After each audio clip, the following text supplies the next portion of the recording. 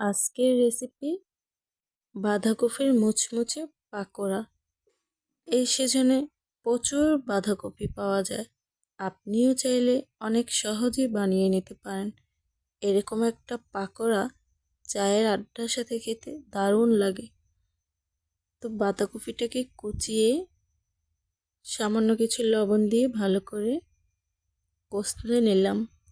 এর ভিতরে থাকা পানিটা চিপে চিপে বের করে নিলাম। তো এই তো আমি বাঁধাকপিগুলো চিপে এর ভিতরে থাকা পানিগুলো বের করে নিচ্ছি।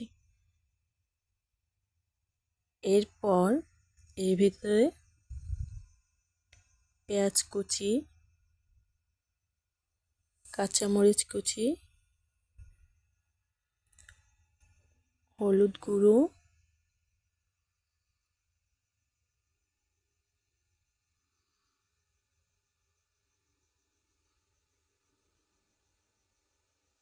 মরিচ গুঁড়ো,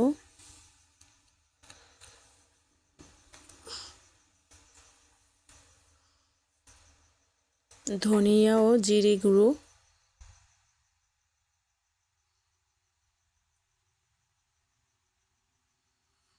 স্বাদ মতো লবণ,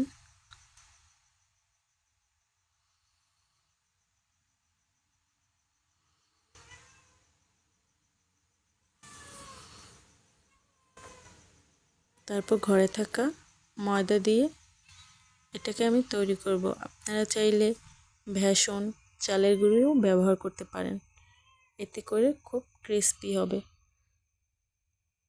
চাইলে একটা ডিমও দিতে পারেন। তো আমার ঘরে যেটা ছিল আমি ওইটা দিয়ে তৈরি করে দেখাচ্ছি।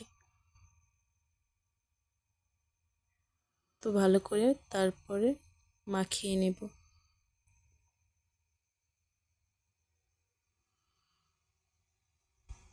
তো মাখানো হয়ে গেছে। এখন আমি তেল গরম করে সবগুলো পাকোড়া দিয়ে দিলাম।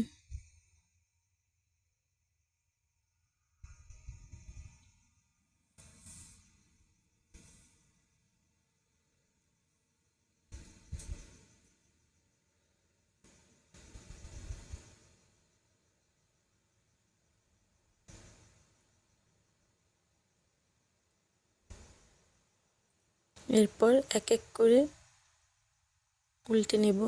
এক পাশ হয়ে আসলে আরেক পাশ উল্টে ভেজে নেব।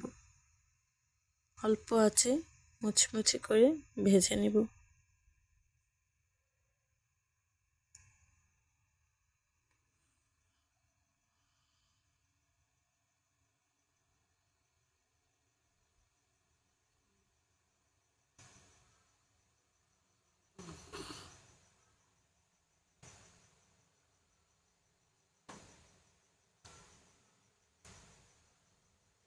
তো পাকোড়াটা অল্প আছে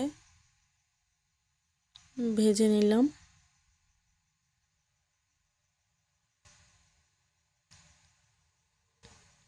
এখন সবগুলো পাকোড়া তুলে নেব।